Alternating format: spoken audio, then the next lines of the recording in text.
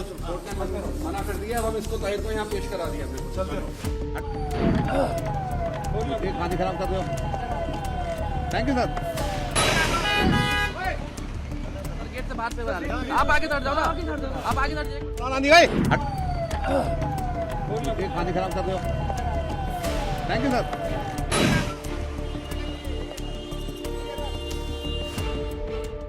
दिल्ली विधानसभा चुनाव की तारीखों की अभी घोषणा भी नहीं हुई कि उससे पहले ही दिल्ली में चुनावी माहौल ने पारा पकड़ लिया है। अभी आम आदमी पार्टी ने अपने 31 कैंडिडेट की सूची जारी की थी और अब असदुद्दीन ओवैसी ने दिल्ली विधानसभा चुनाव में एंट्री मारी है।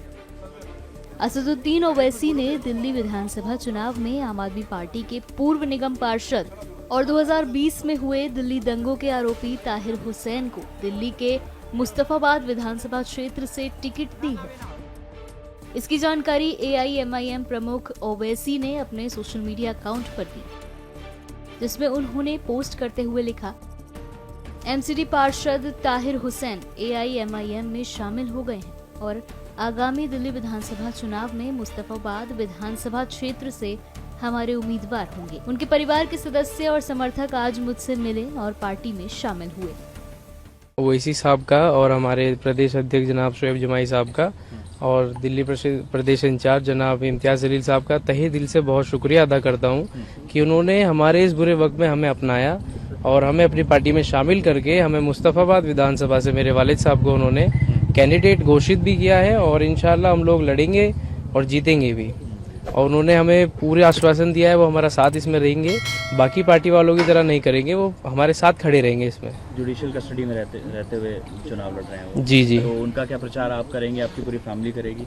जी पूरी बिल्कुल। दिल्ली प्रदेश की MIM करेगी और दिल्ली की जनता करेगी। बेसिकली दिल्ली की जनता लड़ाना चाहती है। एक सवाल ये भी है, जिस तरह से उनके ऊपर एलिगेशन लगे दिल्ली रॉड केस में हम लोगों ने देखा, तो इस पर आपको क्या लगता है? देखिए, हमें कोर्ट पे और भारत की न्याय व्यवस्था पर पूरा भरोसा है, हमें इंसाफ जरूर मिलेगा। हमारा केस उसमें चल भी रहा है, जिसमें से 9 केस में हमें बेल मिल भी चुकी है और बाकी में भी बहुत जल्द मिलेगी। बैरिस्टर असदुद्दीन ओवैसी साहब और इम्तियाज जलील साहब ने जो है ताहिर हुसैन को जो है दिल्ली का टिकट दिया है मुस्तफाबाद विधानसभा से और उनका जीतना बिल्कुल तय है, क्योंकि उनके साथ वहाँ के लोगों की आवाम जो है वो उनके साथ है।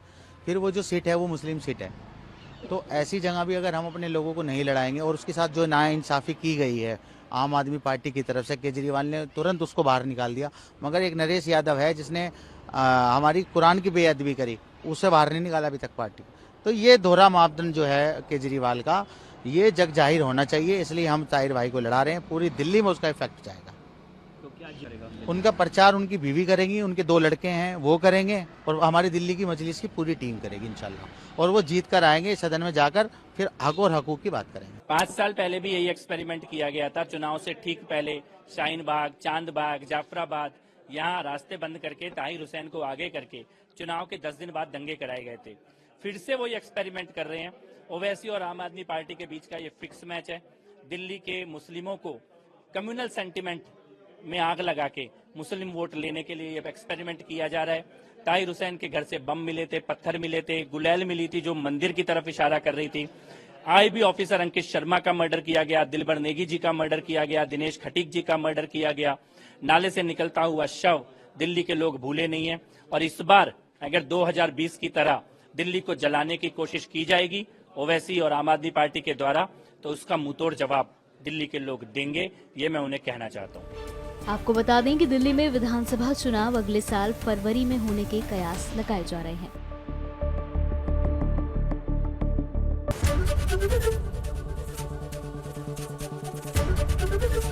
ABP गंगा, खबर आपकी, जुबान आपकी।